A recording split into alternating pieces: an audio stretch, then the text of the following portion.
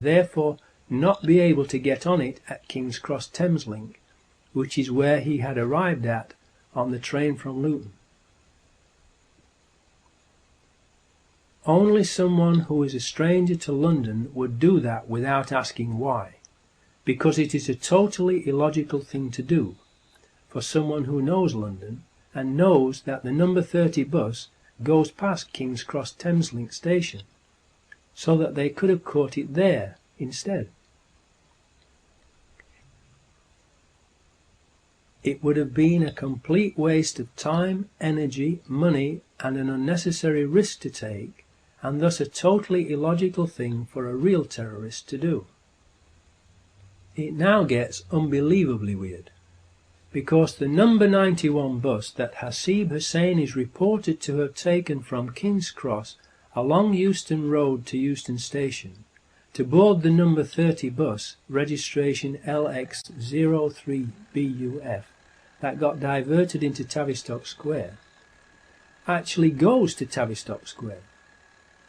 So, if he wanted to get to Tavistock Square, he could just have stayed on the number 91 bus and been sure of getting directly to Tavistock Square. The number 91 bus route goes from King's Cross to Tavistock Square.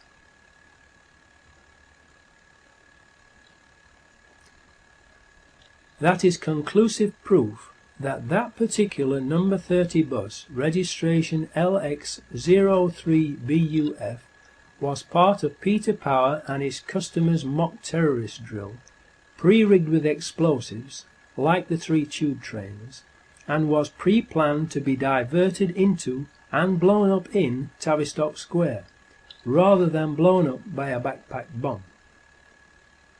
Whoever planned this obviously planned to kill Hasib Hussain with that bus explosion, so he could not tell anyone what had happened, just as they had planned to kill the other 3 Muslim actors with the explosions on the 3 tube trains. At 0900 AM, a number 30 bus, registration LX03BUF, left Marble Arch on its return journey to Hackney Wick. It arrived at Euston bus station at 09:35 AM and was then diverted from its normal route into Tavistock Square and stopped outside the medical offices of the BMA, where it was blown up at 09:47 AM as part of the terrorist exercise gone live. This also fits with the BBC Panorama mock terrorist programme of May 2004, where the explosion of a road vehicle was scheduled to take place after the 3 tube train explosions. A white van from a demolition company called Kingstar is seen and photographed parked at the side of the bus immediately after the explosion, and a mysterious witness, Richard Jones, gives an account of what he says happened to the bus on camera, which is something that normally would not be allowed by the police unless it was part of a film training exercise. Then, after a spate of very contradictory TV and newspaper interviews within a very short space of time, that makes sure everyone now believes the explosion was caused by a suicide bomber on the bus, Richard Jones disappears from view.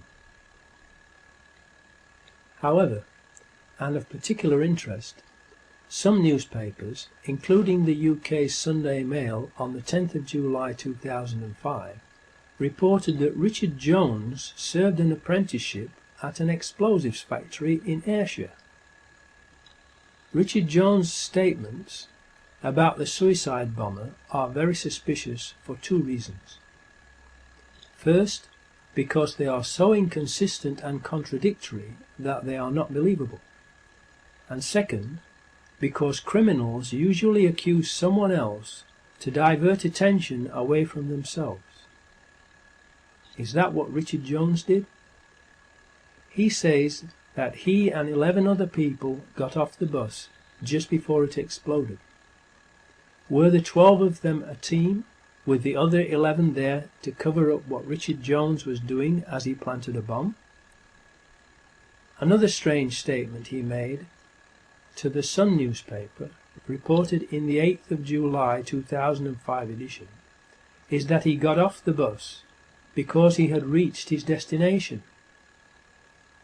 How could he possibly have reached his destination on a bus that had been diverted from its normal route, unless he was part of the mock terrorism exercise team and got off the bus as planned in Tavistock Square after planting a bomb just before it was detonated? Does he work for Kingstar? Kingstar, whose white van was parked next to the bus, is a company that specialises in controlled demolitions, and Richard Jones said he served an apprenticeship at an explosives factory in Ayrshire. Was the Kingstar van there as part of Pt4 and his customers' training mock terrorism drill to supervise the mock explosion that became real? So, if Hasib Hussain was supposed to have been on that number 30 bus, registration LX03BUF, how would it be possible for him to get the exact bus that would get him to one of the 4 locations where the mock terrorist exercise would be taking place, when that bus was diverted from its normal route to Tavistock Square, unless he had been recruited to play the part of a mock terrorist and told exactly which bus to get, where and at what time by the people who organised the mock terrorism exercise and who knew the bus would be diverted to Tavistock Square?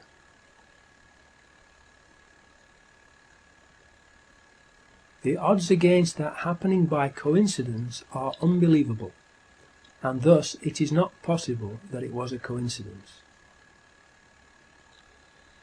Another unbelievable coincidence is that all of the CCTV cameras at all 4 of the blast sites were not working that day.